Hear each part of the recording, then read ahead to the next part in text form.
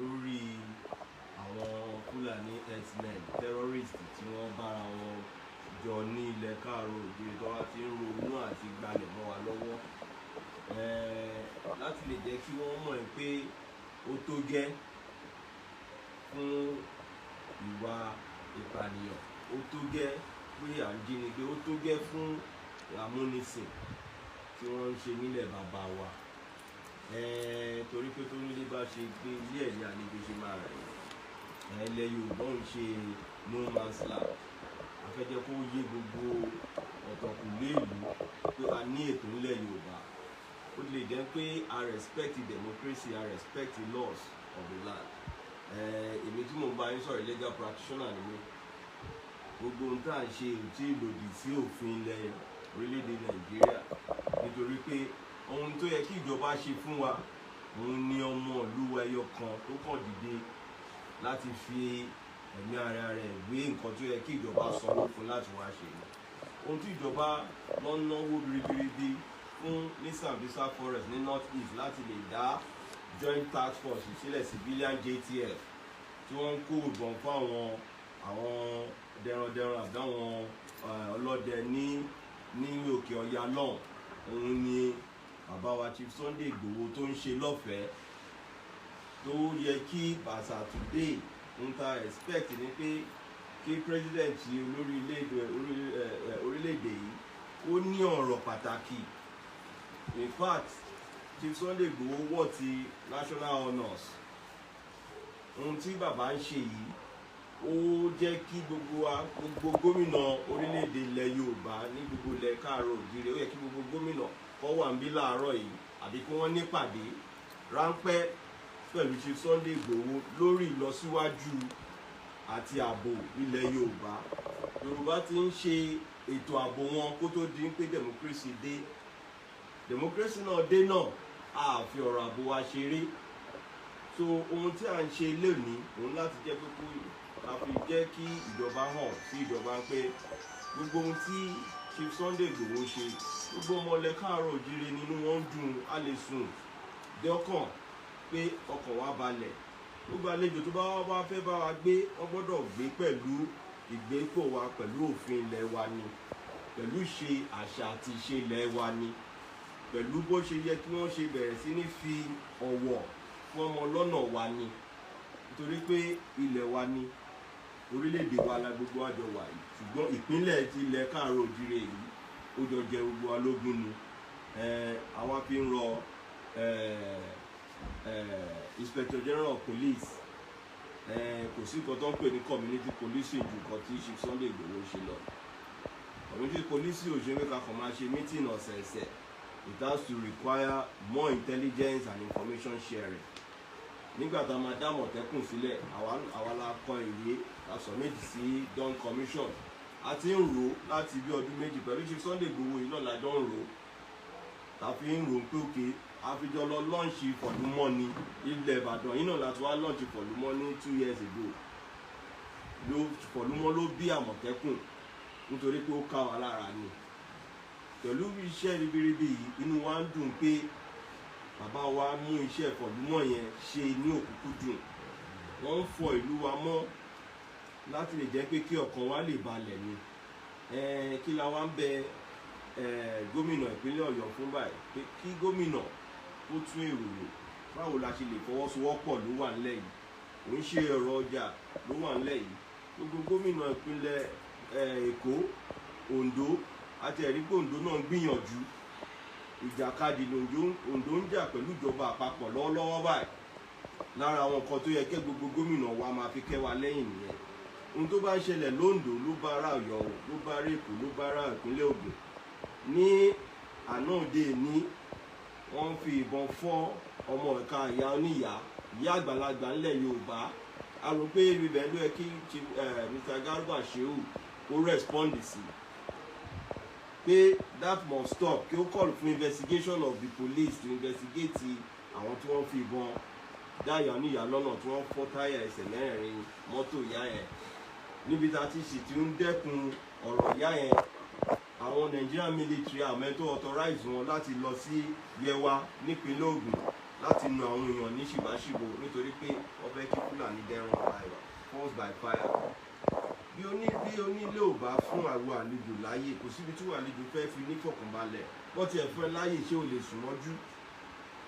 That is why we have come láti jẹ́ pé kó yé gbogbo everyone so concerned that this is a collective battle, the battle for liberation of Yoruba land from the cankerworms of terrorists, from the brigandage of the Fulani herdsmen hiding under the cloak of residents, hiding under the cloak of ordinary cattle rearer or cattle breeders association, hiding under all gamut of criminalities. Now we are using this medium to give them that final warning that enough is enough. There was a particular threat from the Miyetti Allah. We don't want to know who that Bodejo is. He has been threatening brimstone and fire. We don't know if the federal government would have allowed Mr. Bodejo to be committing seditious statements against the ethos of our democracy. And in the same vein, we expect the spokesman of Mr. President to speak in the light of condemning that statement from the Miyetti Allah call, or what did they call themselves. But a statement is not coming to condemn that media provocation. We are also aware that one Awa, the daughter of the Seriki Fulani of Igangan, also made similar statements. Without further investigation, that statement on its own is capable of raising the whole of the nation. But we believe, and we don't want to also believe, that the federal government will condemn our peaceful measure. The intervention that is ongoing is for all of us, including non-Yorubas domiciled in Yoruba land. If we can salvage Yoruba land, the entire Yoruba forces will move into Sambisa forest and end Boko Haram in one day. The federal government needs to see this as a light of partnership, not as a competitive base for them to demoralize us. But we refuse to be demoralized, irrespective of the kind of provocation statement that we are seeing in the media. We are also calling the Inspector General of Police to address a world press conference so that a statement can be attached to him as the person that authorized the CP or your state. We know how the IGP responds. Is either a response through the PPRO, Nigerian Police Force, or directly himself on this issue. I'm sure the IGP is not he has not forgotten the recent EndSARS crisis. Its aftermath is still raging. Anything that will require the synergy of the community in ending insurgency must be a collective task. And if we have noticed high level of complicity and conspiracy by the headship of the Fulani, of the Seriki Fulani in Igangan, with his own knowledge of the criminality that is being perpetrated within his domain, shows a whole lot that we are now calling on the Sahad himself to rise up to his occasion.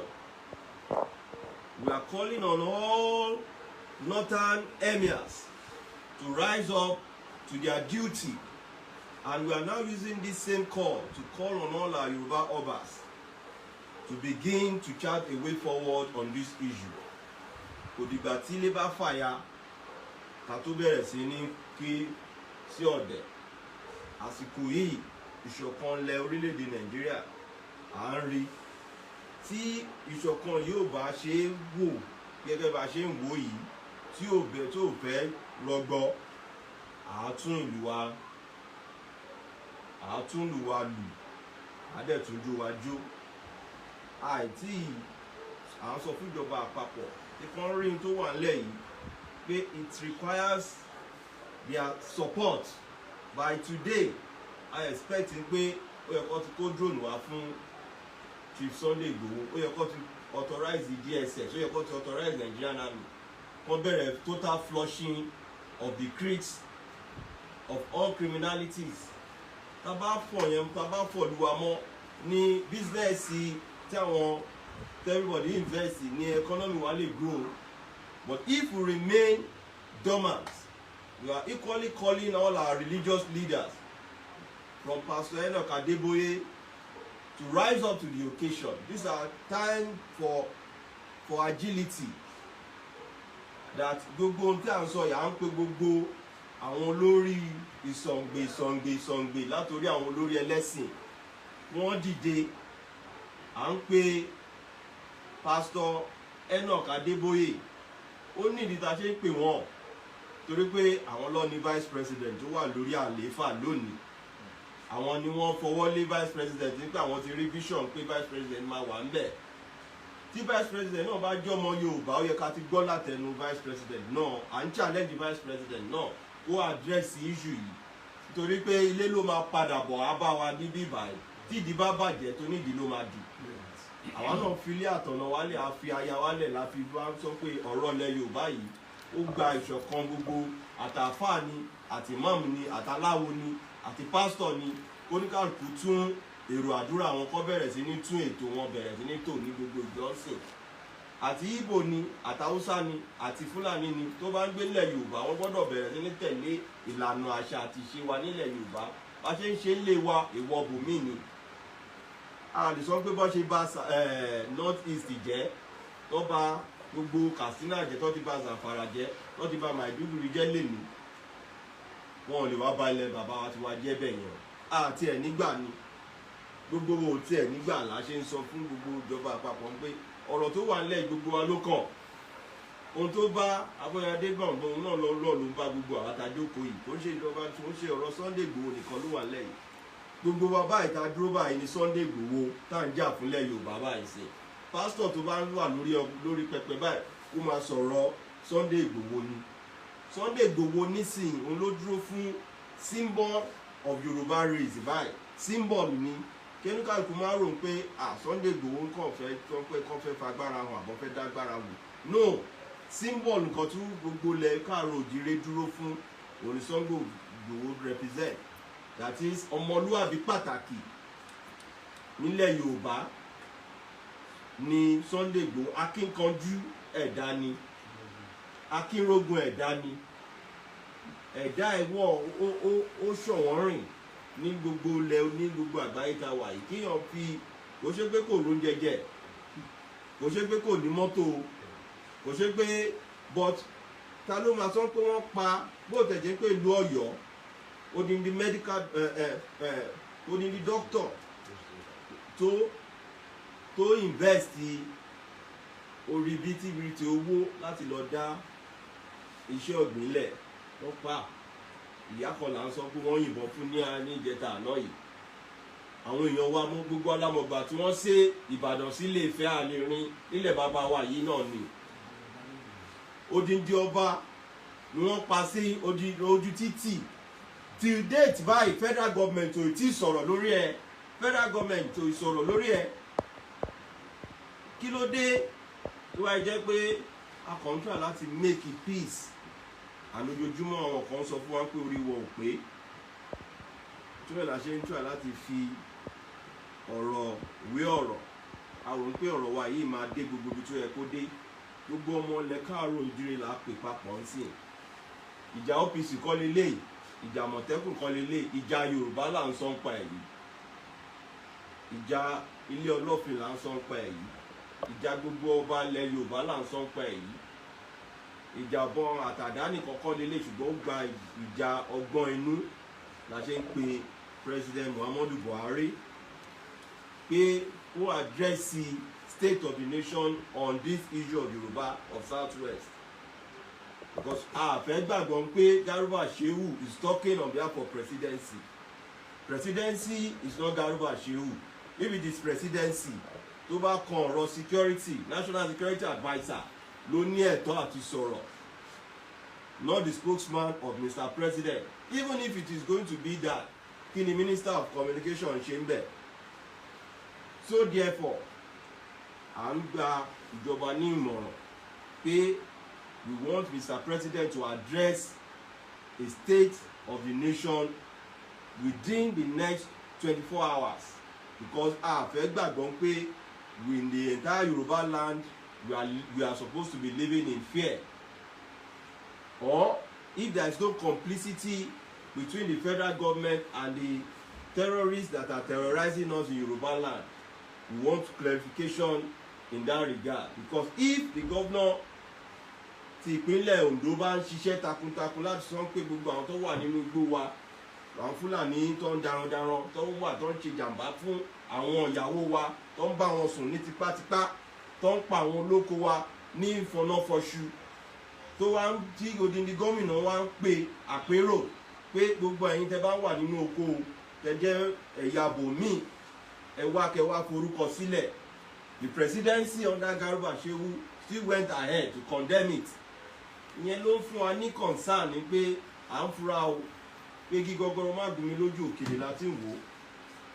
Ó fún wa ní ẹ̀tọ́ gẹ́gẹ́ bí ṣe dúró gẹ́gẹ́ bí olórí ọ̀dọ́ gbogbo ilẹ̀ káàárọ̀ òjìrè ni mo ṣe wá sí bíbáyìí láti jẹ́ kó yé gbogbo àwọn ọ̀dọ́ ilẹ̀ Yorùbá pé digbí la wà lẹ́yìn Sunday Igboho. Gbogbo wa báyìí ní Sunday Igboho tó bá ní ká wá sí Àbújá lè ní gbogbo wa ń bọ̀ l'Àbújá o, kọ́ sí gbogbo Àbújá lẹ̀ fún wa. Ọjọ́ tó bá fẹ́ wá ọ sáàbù wa ní invitation yẹn a fẹ́ rí formally. Tàbádẹ́ rí pé invitation yín ó tọ̀nà sí fundamental right wa, àwọn náà gbé yín lọ sí ilé ẹjọ́. Á jẹ́ ti pinnu pé tó bá jẹ́ pé ẹ fẹ́ invite wa on the basis of criminality because a kà ní paper ni. Ẹni tá a bá dán ọdún ní pé ọ̀rọ̀ adití ẹnu ọmọ ẹ̀ láti máa gbọ́ o. Ó dà pé bọ́ ṣe kọ́ sí paper kí wọ́n á gbé WhatsApp jẹ́ àwọn àgbẹ̀ lọ́kọ̀t fún kíni, fún iṣẹ́ tó yẹ kí presidency ṣe, kí federal government ṣe. That is why láti wá lè ní láti wá fi ẹ̀rúnú wa hàn síjọba àpapọ̀, ìjọba ìpínlẹ̀ Ọ̀yọ́, ẹjọ́ engineer Ṣèyí Mákindé, ọ̀rọ̀ tó wà nílẹ̀ yìí ọ̀rọ̀ ilẹ̀ Yorùbá ni, kò ní ṣe ọ̀rọ̀ ìpínlẹ̀ Ọ̀yọ́ nìkan. Ọlọ́run fi ń ṣe orílẹ̀ kẹwàá ní political capital ilẹ̀ Yorùbá ni. ẹ̀yin lẹ́sùn gbogbo apọ̀ sáàárín. ẹjọ́ gbogbo èròǹgbà yín ní búburú lórí Sunday Igboho, ẹ má jẹ́ kí ẹmọ aráyé kọ́ fi ọwọ́ sí júwe eléyìí fún yín o. ọ̀rọ̀ pàtàkì là ń sọ yìí. Ẹ má jẹ́ kí gbogbo iṣẹ́ tẹ́ ti fàárọ̀ yín ṣe ẹ má fi ẹ̀yìn ọwọ́ dànù. Tó máa sọ pé ibo ló já sí, ṣé gbogbo gọ̀rọ̀gọ̀rọ̀ ẹ̀ náà ibi tó bá dé náà nìyẹn. Ẹ jọ ẹ lọ tún èrò yẹn rò, torí pé nírú sáà báyà rò kó yẹ kẹ́ wá ní ìdíjí kùtù kẹ́ wá bá Chief Sunday Igboho nílé kẹjọ ní ọ̀rọ̀, àbí kékeré pé wá sínú ìyẹ̀wù yín kẹjọ ní ọ̀rọ̀ pàtàkì. Ìgbọ́n táǹkà nínú ìwé ìròyìn kò tẹ́ wa lọ́rùn, la fi ń fi àsìkò ìyàwó náà ti wá bá Commissioner for Art and Culture and Tourism àti jẹ́ kọ́ mọ̀ pé ìṣẹ̀ṣe ló lágbà, ìṣẹ̀ṣe la máa fi yanjú ọ̀rọ̀ tó wà nílẹ̀ yìí.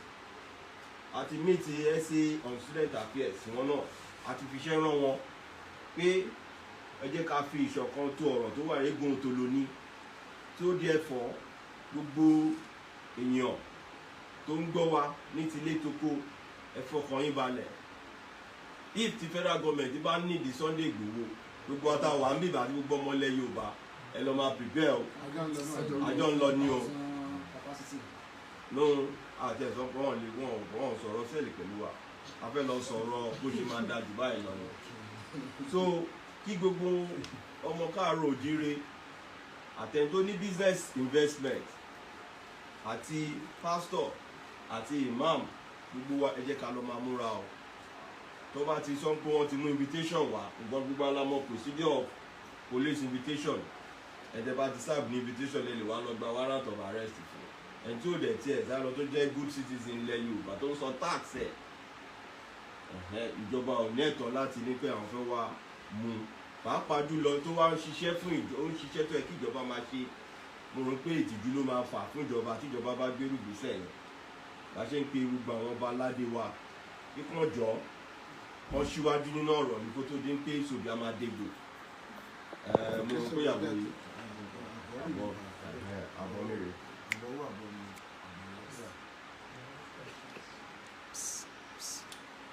ẹ ṣé bàbá wa gẹ́gẹ́ tí a ṣe mọ̀ yín pé ẹ̀yin ni president gbogbo ọ̀dọ́ ní ilẹ̀ Yorùbá. Àwọn ìbéèrè tí àwọn tí ó ń wò wá káàkiri gbogbo àgbáláyé ń béèrè ni wípé kí ni èròǹgbà yín lórí 1914 amalgamation? Ìbéèrè àkọ́kọ́ nìyẹn. Ẹlẹ́ẹ̀kejì, wọ́n ní ipa wo ni ẹ̀ ń kó lórí ilẹ̀ Yorùbá láti lè dá dúró gẹ́gẹ́ tí a ṣe mọ̀ wípé 1914 amalgamation ó ti expire ní 2014. So wọ́n ní kí a béèrè lọ́wọ́ yín kí n tó béèrè ìbéèrè ìkejì. ẹ jẹ́ kí àwọn ọ̀rọ̀ kọ̀ọ̀kan kó yé wa. ohun tó gbé wa dé 1914 nínú oko ẹrú la wà, ojú wa sì di gbogbo ìgbà tá à ń sọ yìí. oko ẹrú yẹn tá a mọ̀ sí colonialism inú ẹ̀ náà la ṣì wà títí dè ní iná. Ìjọba ló yàtọ̀ síra wọn, àwọn tó ń mú amúnisìn ló yàtọ̀ síra wọn. Òyìnbó handover wá fún àwọn amúnisìn, ìbájá amúnisìn inú ilé àbí amúnisìn oko, inú ìjọba tí gbogbo wa wà lẹ́nu tó kọ́kọ́ hàn sí wa pé àìtí ní ohun tó ń jẹ́ democracy. 1914 to 1960 kò ń ṣe democracy là ń ràn ní gbogbo ìgbà tí wọ́n máa jù wá together. Amalgamation tá à ń sọ yìí kò sí plebiscite, kò sí referendum tí gbogbo àjọ jókòó pé ẹ má jù wá together. Èròǹgbà àwọn èèyàn kan ní on our behalf.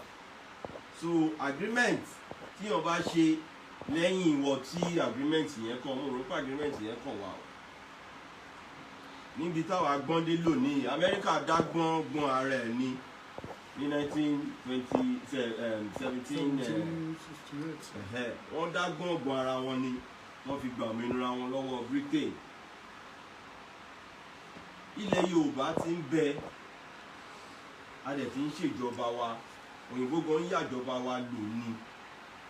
So lórí 1914 amalgamation kò sí contract tó bá máa exist under the law itself 99 years ni. Once it's over after 100 years you sit back ẹ̀ tún padà wá ṣe àpérò lórí ìbágbépọ̀ yẹn. Ṣùgbọ́n torí pé 1914 gan kò exist mọ́ láti ìgbà tí democracy táwọn bàbá Awólọ́wọ̀ ti move motion. Ìgbà yẹn ló yẹ táwọn bàbá Awólọ́wọ̀ wọ́n ti ṣe àpérò wọn, kọ́ ti tún rò dáadáa, because opportunity wà fún wọn ní ọdún náà lọ́hùn láti sọ pé ṣé ká dá ra wa pè lọ́tọ̀ọ̀tọ̀ ni.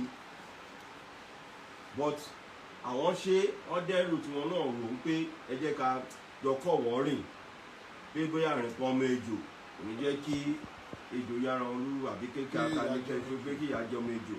Ṣùgbọ́n a ti wá bára wa nínú 1914 yẹn, mo rò pé mo fẹ́ kọ́ dáhùn yín pé there is nothing like 1914 in our own present age. 1914 is as dead forever. Now ìbágbépọ̀ wa la ṣe ń pe longo ní ayé tiwa yìí sì pé a fẹ́ restructuring, a fẹ́ ṣe àpérò pé báwo ni a ṣe kọ́ ilé yìí, a fẹ́ wo foundation àbí kọ́ ilé yìí, a fẹ́ tún sọ, a fẹ́ tún rò, a fẹ́ tún gbogbo ibi tí kọ̀ díẹ̀díẹ̀ bá tó bá wà mẹ́fẹ́ nígbẹ́ bá gbogbo ọ̀rọ̀ tí gbogbo ilẹ̀ Yorùbá ń sọ lẹ́jọ́ mẹ́ta yóò dúró pé ẹ jẹ́ ká ní àpérò, ká ní àtúntò yẹn ló máa bí gbogbo alamọ̀ pé òfin tá àbádòfin wa tá à ń lò lórílẹ̀‐èdè Nàìjíríà igan fún rẹ̀ bí wọ́n máa ń pè kankan ní 419 òfegè ní constitution wa ní orílẹ̀‐èdè Nàìjíríà lónìí. Kò dẹ̀ sí lọ́ọ̀yà tí ó mọ̀, ṣùgbọ́n torí pé kí ìdí má bàjẹ́ lóríkàlùkù tó ń fi ọwọ́ wọ́nú la ṣe ń wò pé constitution yìí ẹ jẹ́ ká fi ṣe àtúntò rẹ̀. Ní constitution yìí wọ́n ní kankan tó yìnbọn ń pè ní autonomous constitution, mí ní constitution yẹn gbọ́dọ̀ gba gbogbo ètò plebiscite pé gbogbo agbọ́dọ̀ ní àpò láti ìlú kéréje agbọ́dọ̀ àpérò yẹn ilé làwọn agbọ́dọ̀ rẹ̀ agbọ́dọ̀ padà sínú ilé títí wa.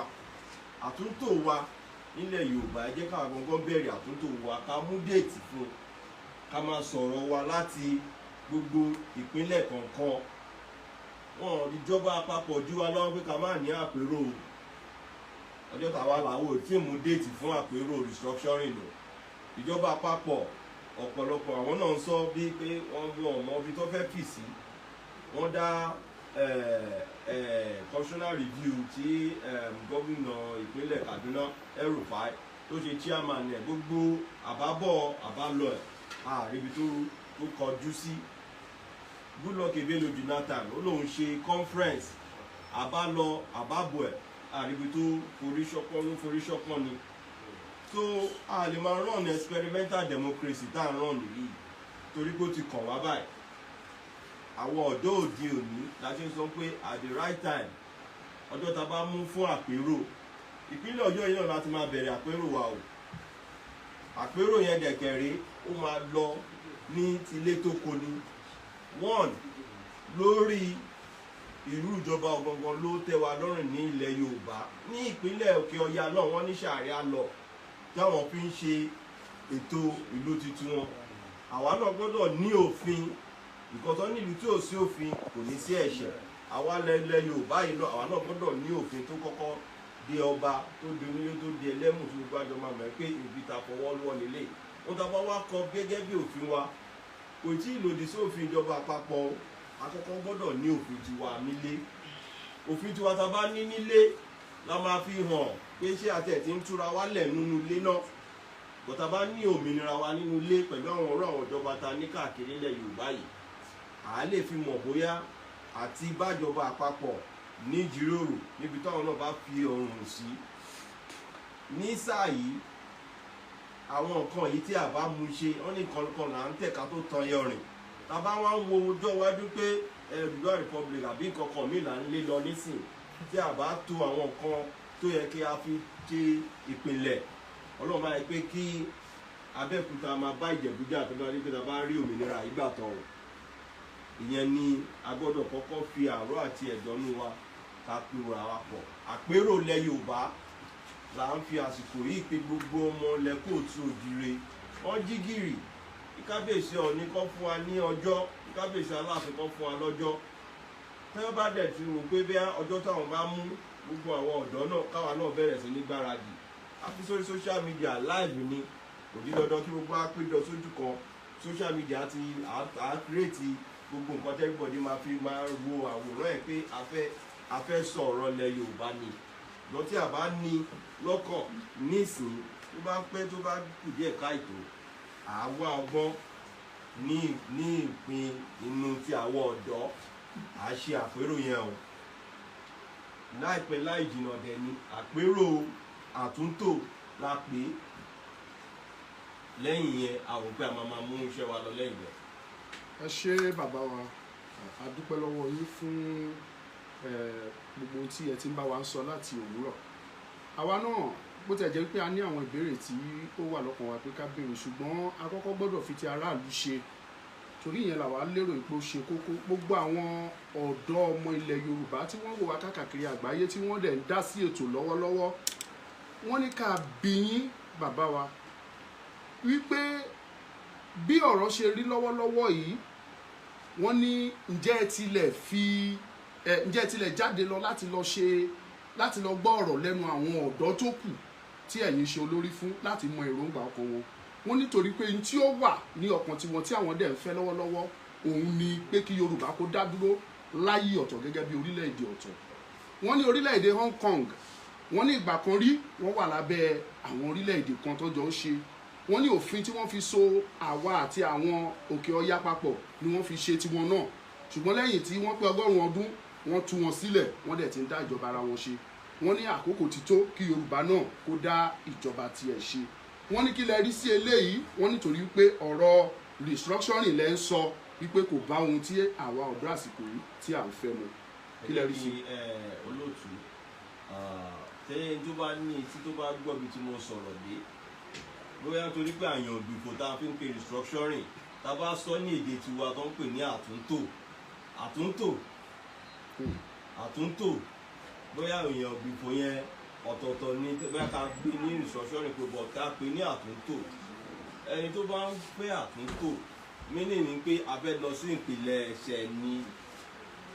Gbogbo ọ̀dọ́ ilẹ̀ Yorùbá tó ilẹ̀ la kọ́ ń béèrè, ọwọ́ ilẹ̀ la kọ́ ń béèrè ká tó bẹ̀rẹ̀ sí ní gbégbèsẹ̀. Ohun tó wà níwájú yìí àwọn bàbá wa mọ bó ṣe ń tò ó, àdá nìkan ṣe, àwa náà ti tọ́ ọ, àti fífá béèrè, àti wádìí ẹ̀. Òmìnira wa ń bọ̀ tí ò tiẹ̀ ní gba ìnira, àní fi ìnira gba òmìnira ńlẹ̀ káàró òjìrì. Nítorí la ṣe ń pe àwọn ọ̀dọ́ wa ń pé ẹ jẹ́ ká bẹ̀rẹ̀ sí ní abá ti mú ọjọ́ fún àpérò, kápérò yẹn kó lọ ní tilé toko, gbogbo gómìnà gbọ́dọ̀ wà involve ni. Àpérò là ń sọ ń pẹ̀ yìí, àpérò tá bá ti ní àpérò wa, resolution àpérò wa, ibi bàbá máa yà sí, tá bá máa lọ.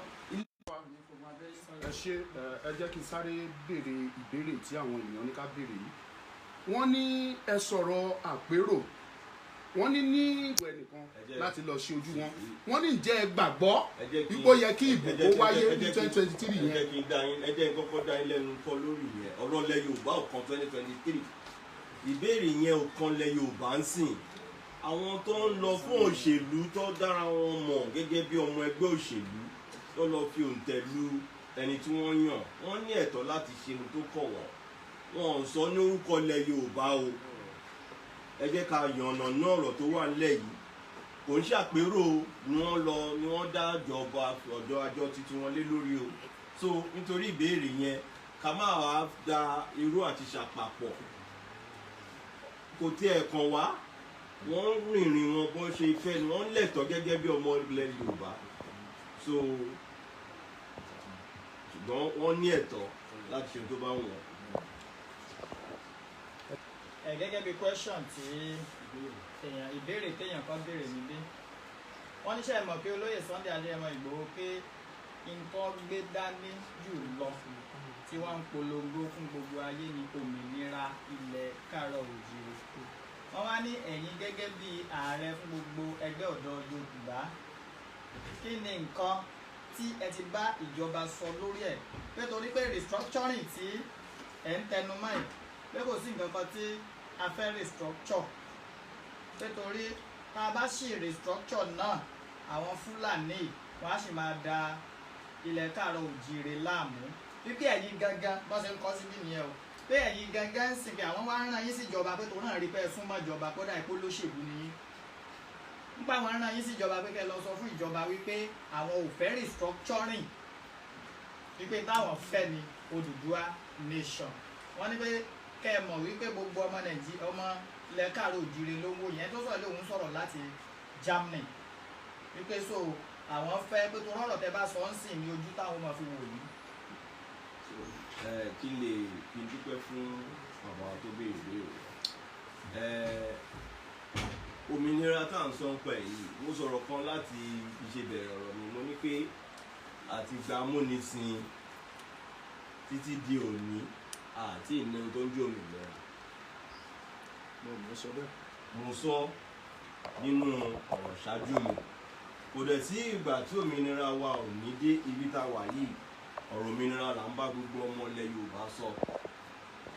Òmìnira wa kò sí ẹ̀dá kankan tó lè sọ pé òmìnira ilẹ̀ Yorùbá wà lọ́wọ́ òun. Òmìnira wa ó wà lọ́wọ́ àwa Yorùbá. Òmìnira wa ó wà lọ́wọ́ àwa Yorùbá. Iye àsìkò tá bá fi ní àpérò pẹ̀lú ara wa, mo ti sọ àwọn nǹkan kan síwájú tí a bá tó tá fi egun òtòlò tó yọrọ ọjọba àpapọ̀ à sọ̀wé sílẹ̀ fún wọn ni.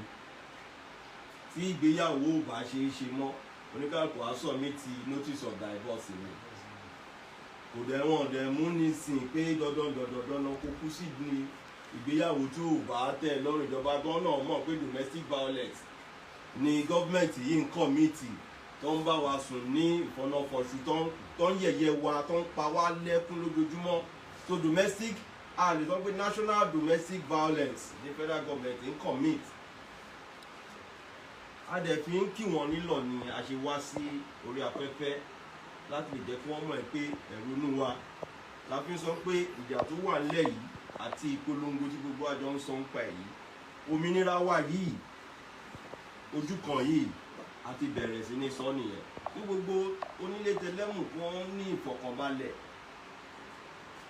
Date of our declaration fún òmìnira kọ́ ló ṣe pàtàkì bí ó ṣe pé iye ọ̀rọ̀ Yorùbá ní bó ṣe ń tò ọ̀rọ̀ à ń ṣe Haúsá à ń ṣe ilẹ̀ Ìgbò tá máa máa lu gbọ̀ngàn káàkiri àdúgbò pé pẹ̀lú fúláàgì a gbọ́dọ̀ tó ọ̀rọ̀ wa nínú ilé dáadáa gbogbo alámọ̀ pé bí kú ilé ò bá pani tòde ò lè pani o àwọn èèyàn wa nílẹ̀ Yorùbá kan wọ́n ti tà wá bí inú sóko ẹrú àwa gbọ́dọ̀ kọ́kọ́ lọ gbára wálẹ̀ lọ́wọ́ àwọn yẹn náà tómìnira nínú ilé ò bá ṣẹlẹ̀ mo ti sọ síwájú náà tẹ́lẹ̀ mo ní pé nínú ilé la ti ń kẹ̀ṣọ́ ròde àwọn bàbá wọn Ọbásanjọ́ ibo ni wọ́n fì sílẹ̀ ní à ń pè wọ́n báyìí kọ́ máa gbọ́ níbi tó bá wà Aṣíwájú Bọ́lá Ahmed Tinubu ibo ni wọ́n fì sí nínú òmìnira wa nílẹ̀ Yorùbá Bọ̀dé George ibo ló fì sí nínú òmìnira wa nílẹ̀ Yorùbá gbogbo àwọn ọba aládé wa ibo ni wọ́n fì sí ní ọ̀rọ̀ òmìnira wa nílẹ̀ Yorùbá.